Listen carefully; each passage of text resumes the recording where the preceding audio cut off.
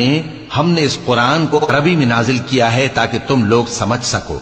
اے پیغمبر، ہم اس قرآن کے ذریعے سے جو ہم نے تمہاری طرف بھیجا ہے تمہیں ایک نہایت اچھا قصہ سناتے ہیں، اور تم اس سے پہلے بے خبر تھے۔ جب یوسف نے اپنے والد سے کہا کہ ابا، میں نے خواب میں 11 ستاروں اور سورج اور چاند کو دیکھا ہے، دیکھتا کیا ہوں کہ وہ مجھے سجدہ کر رہی ہیں۔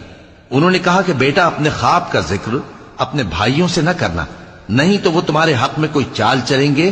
کچھ شک نہیں کہ شیطان انسان کا کھلا دشمن ہے، اور اسی طرح اللہ تمہیں برگزیدہ و ممتاز کرے گا اور خواب کی باتوں کی تعبیر کا علم سکھائے گا، اور جس طرح اس نے اپنی نعمت پہلے تمہارے دادا پر دادا ابراہیم اور اسحاق پر پوری کی تھی، اسی طرح تم پر اور اولاد یعقوب پر پوری کرے گا۔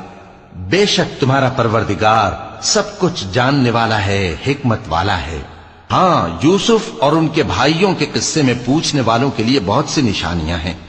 جب انہوں نے آپس میں تذکرہ کیا کہ یوسف اور اس کا بھائی ابا کو ہم سے زیادہ پیارے ہیں، حالانکہ ہم جماعت کی جماعت ہیں، کچھ شک نہیں کہ ابا کھلی غلطی پر ہیں۔ یوسف کو یا تو جان سے مار ڈالو یا کسی ملک میں پھینک آؤ، پھر ابا کی توجہ صرف تمہاری طرف ہو جائے گی، اور اس کے بعد تم نیک لوگوں میں ہو جاؤ گے۔ ان میں سے ایک کہنے والے نے کہا کہ یوسف کو جان سے نہ مارو، کسی اندھے کنویں میں ڈال دو کہ کوئی راہگیر اسے نکال کر کسی دوسرے ملک میں لے جائے گا۔ اگر تم کو کرنا ہی ہے تو یوں کرو۔ یہ مشورہ کر کے وہ اپنے والد سے کہنے لگے کہ ابا جان، کیا سبب ہے کہ آپ یوسف کے بارے میں ہمارا اعتبار نہیں کرتے، حالانکہ ہم اس کے خیر خواہ ہیں؟ کل اسے ہمارے ساتھ بھیج دیجئے کہ خوب میوے کھائے اور کھیلے کودے، ہم اس کے نگہبان ہیں۔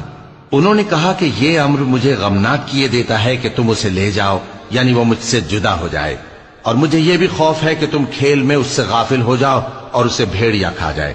وہ کہنے لگے کہ اگر ہماری موجودگی میں کہ ہم ایک طاقتور جماعت ہیں اسے بھیڑیا کھا گیا تو ہم بڑے نقصان میں پڑ گئے۔ غرض جب وہ اس کو لے گئے اور اس بات پر اتفاق کر لیا کہ اس کو اندھے کنویں میں ڈال دیں، اور ہم نے یوسف کی طرف وحی بھیجی کہ ایک وقت ایسا آئے گا کہ تم انہیں ان کے اس سلوک سے آگاہ کرو گے، اور ان کو اس وحی کی کچھ خبر نہ ہوگی۔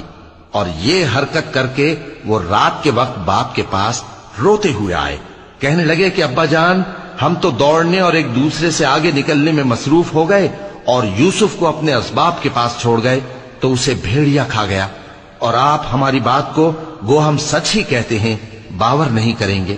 اور ان کے کرتے پر جھوٹ موٹ کا لہو بھی لگا لائے۔ یعقوب نے کہا کہ یوں نہیں ہے، بلکہ تم اپنے دل سے یہ بات بنا لائے ہو۔ اچھا، صبر کہ وہی خوب ہے، اور جو تم بیان کرتے ہو اس کے بارے میں اللہ ہی سے مدد چاہیے۔ اور اب اللہ کی شان دیکھو کہ اس کنویں کے قریب ایک قافلہ آوارد ہوا اور انہوں نے پانی کے لیے اپنا سقا بھیجا، تو اس نے کنویں میں ڈول لٹکایا، یوسف اس سے لٹک گئے۔ وہ بولا، زہے قسمت، یہ تو ایک لڑکا ہے، اور اس کو قیمتی سرمایہ سمجھ کر چھپا لیا۔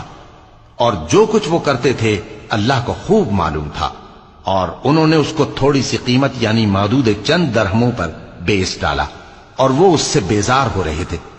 اور مصر میں جس شخص نے اس کو خریدا، اس نے اپنی بیوی سے جس کا نام زلیخا تھا کہا کہ اس کو عزت و اکرام سے رکھو، عجب نہیں کہ یہ ہمیں فائدہ دے یا ہم اسے بیٹا بنا لیں۔ اس طرح ہم نے یوسف کو سرزمین مصر میں جگہ دی، اور غرض یہ تھی کہ ہم ان کو خواب کی باتوں کی تعبیر سکھائیں، اور اللہ اپنے کام پر غالب ہے لیکن اکثر لوگ نہیں جانتے۔ اور جب وہ اپنی جوانی کو پہنچے تو ہم نے ان کو دانائی اور علم عطا کیا، اور نیکوکاروں کو ہم اسی طرح بدلہ دیا کرتے ہیں۔ اور جس عورت کے گھر میں وہ رہتے تھے اس نے ان کو اپنی طرف مائل کرنا چاہا، اور دروازے بند کر کے کہنے لگی، یوسف جلدی آؤ۔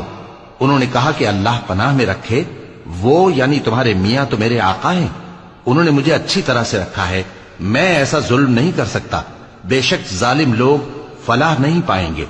اور اس عورت نے ان کا قصد کیا اور انہوں نے اس کا قصد کیا۔ اگر وہ اپنے پروردگار کی نشانی نہ دیکھتے تو جو ہوتا سو ہوتا۔ یوں اس لیے کیا گیا کہ ہم ان سے برائی اور بے حیائی